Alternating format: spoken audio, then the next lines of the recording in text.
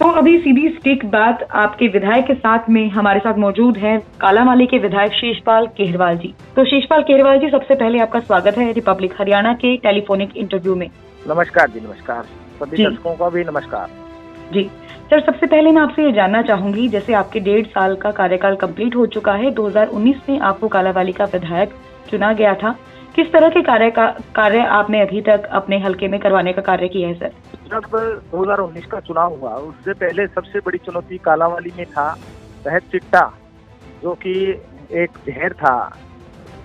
पूरा कालांवाली नशे से ग्रस्त होने जा रहा था। उस वक्त नौजवान ना कि शिक्षा की तरफ देख रहा था। हर नौजवान जो छोटी क्लास में पढ़ता था, वह से लेकर कॉलेज में पढ़ने वाला हर बच्चा चिट्टे की गिरफ्त में आता जा रहा था। संख्या बढ़ती जा रही थी, परंतु हमने सबसे पहली विधानसभा के अंदर इस आवाज को बुलंद किया और सरकार के कानों में बार बार ये बात डाली कि ये इलाका है, ये कभी उड़ता पंजाब होता था, आज उड़ता कालांवाली बन चुका है। तो हमने उसको रोकने का प्रयास किया और वहाँ स्पेशल टीमें लगवा कर आज उसको रोकने का हमने काम किया। दूसरा, अगर उस क्षेत्र में जो भी समस्याएं हैं, उनको चाहे विधानसभा सत्र की बात हो या वैसे भी पब्लिकली भी हमने उनको एज ए विपक्ष में होते हुए हमने जो उठानी चाहिए थी, वो हमने उठाने का काम किया। तीसरा, ये जो मोटा मोटा जहाँ विकास कार्यों की बात है, कालांवाली पिछड़ा हुआ क्षेत्र है, जो विकास कार्यों के लिए भी जो भी डिमांड्स थी, वो भी हमने सरकार तक पहुंचाने का काम किया। जी, लगभग 89 दिनों से किसान आंदोलन लगातार जारी है सर। आप अपनी राय क्या रखना चाहेंगे किसान आंदोलन को लेकर? देखिए, किसान आंदोलन आज पूरे देश के अंदर ऐसे मोड़ पे है जब किसान अपनी मांग, अपनी किसानी को बचाने के लिए लगा है जी। और उसके अंदर चाहे मेरा व्यक्तिगत तौर पे बात हो, चाहे कांग्रेस पार्टी के एक एक नेता और कार्यकर्ता की बात हो, लगभग सभी किसानों से जुड़े हैं, लगभग सभी किसान के बेटे हैं। और जहाँ तक इस जो किसान आंदोलन की बात है, इसमें हम सभी कांग्रेस के नेतागण और व्यक्तिगत रूप से मैं भी एज ए किसान हमने इन तीनों काले कानूनों का विरोध हमने किया है।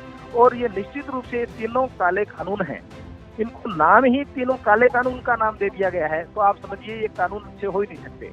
तो हमने इसके खिलाफ चाहे ट्रैक्टर यात्रा हमने निकाली हो, चाहे टीकरी बॉर्डर, बाघा बॉर्डर जो है, सिंगू बॉर्डर, चाहे जहाँ भी हमें जाने की बात हुई, पूरा कांग्रेस का कार्यकर्ता और व्यक्तिगत रूप से हमने हमारी तरीके से इस तीनों काले कानून का विरोध किया। और हम सरकार से चाहते हैं कि अभी भी सचेत हो जाए।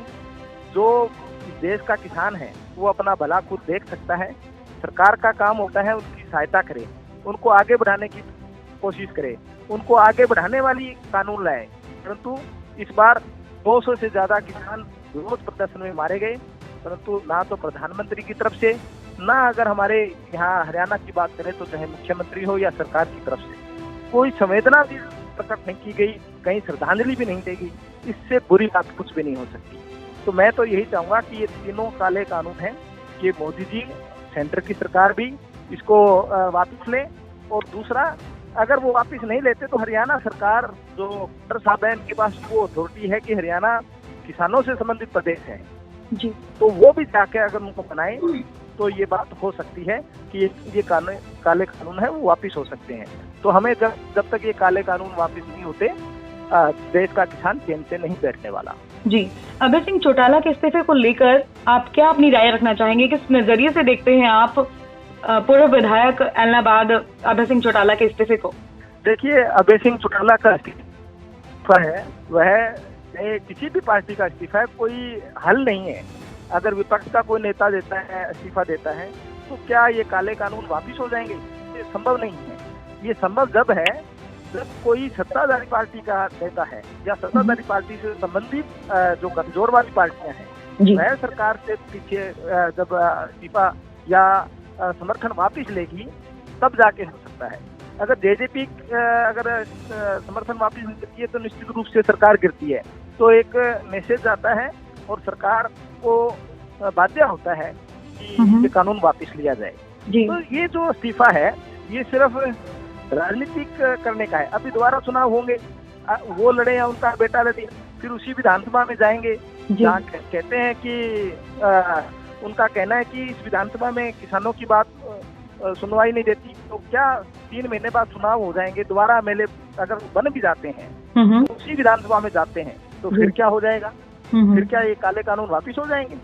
जी, ये सिर्फ भ्रमित करने की बात है। सर मैं आपसे यह भी जानना चाहूंगी, जैसे अभय सिंह चौटाला ने अपना इस्तीफा देने का कार्य किया है, क्या आपको लगता है कि अन्य विधायकों पर इसका असर पड़ेगा? देखिए, किसी भी विधायक पे कोई असर नहीं है। सभी जनता है, चाहे विधायक हैं, चाहे एमपीज हैं, जो किसान और किसानी को समझता है वो इन कानून के खिलाफ है जी। और अगर इन कानूनों को वापस लेना है तो मैंने आपको कहा, इस्तीफा हल होता तो पूरा देश का विपक्ष है, वह तैयार है इस्तीफा देने के लिए। पूरा देश का विपक्ष, सिर्फ हरियाणा का ही नहीं, परंतु उसके ऊपर राजनीति नहीं की जानी चाहिए जी।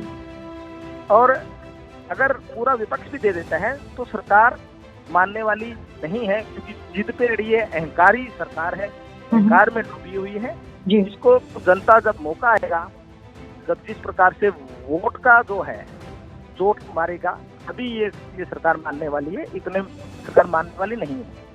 6 साल के भाजपा के कार्यकाल से आप कितना संतुष्ट हैं सर? देखिए, भाजपा के कार्यकाल से जहाँ तक संतुष्टि की बात है, वो खुद भी संतुष्ट नहीं है एज विकास के तौर पे। अगर कहीं संतुष्टि होती है तो पूरे देश को, चाहे धर्म के नाम पे विभाजन हो, चाहे क्षेत्रवाद के नाम पे विभाजन हो जी, चाहे एक अलग प्रोपेगेंडा इस देश में चला दिया गया है, जहाँ विकास हो, अर्थव्यवस्था हो, महंगाई हो, उनको सबको पीछे छोड़कर एक व्यक्ति को ऐसे प्रयोजित किया जा रहा है कि वही भगवान है, वही देवता है, वही देश का कल्याण कर सकता है। तो सिर्फ ये मोदी गुणगान है, इसके अलावा कुछ नहीं है जी। सर, आपके कालांवाली के ड्रीम प्रोजेक्ट के बारे में आप क्या कहना चाहेंगे? देखिए, हमारा ड्रीम प्रोजेक्ट आरंभ से ये था कि कालांवाली खुशहाल हो, हमारे जो नौजवान हैं वो नशे से निकलकर शिक्षा की तरफ जाए, उनको अच्छा रोजगार मिले जी, ये हमारा प्रोजेक्ट है। और ये क्षेत्र बेशक यहाँ दशा से मुख्यमंत्री हमारे कई बार रहे हों अन्य पार्टियों के, परंतु जो विकास का जो दर होनी चाहिए थी वो वहाँ बहुत नीचे है। तो हम चाहते हैं कि यहाँ विकास भी हो, शिक्षा भी अच्छी हो, नौजवानों का स्वास्थ्य भी अच्छा हो, और उसके बाद जो कुछ अगर ये चीजें अच्छी होती है तो निश्चित रूप से वह असेंबली है वो आगे बढ़ जाती है जी। कालांवाली में नशा बहुत ज्यादा फैला हुआ है सर, उस पर पूर्ण विराम लगाने के लिए किस तरह की परियोजनाएं होंगी आपकी? कि मैंने पहले ही बताया कि सबसे पहले हमारी यही योजना थी कि किसी भी काम से पहले हम नशे को समाप्त करें कालांवाली से। उसी कड़ी में पहली विधानसभा जब हमारी लगी तभी हमने चिट्टे के खिलाफ हमने आवाज उठाई, और उसके बाद चाहे गृह मंत्री से मिलना हो, चाहे मुख्यमंत्री जी से बात करनी हो, तमाम प्रकार से हमने चिट्टे के खिलाफ लड़ाई लड़ी, और उसका असर हुआ कि आज चिट्टा पहले से कम है जी। बिल्कुल समाप्त हो गया ये मैं नहीं कहूँगा, परंतु नाम मात्र का है, और उसको भी आने वाले दिनों में हम इसके खिलाफ बिल्कुल आवाज उठाएंगे। और जो पुलिस प्रशासन है और सरकार से तालमेल करके भी यहाँ से हमने कालांवाली को चिट्टा मुक्त करना हमारी सबसे पहली प्राथमिकता है जी। रिपब्लिक हरियाणा में आपका कीमती समय देने के लिए बहुत बहुत धन्यवाद सर।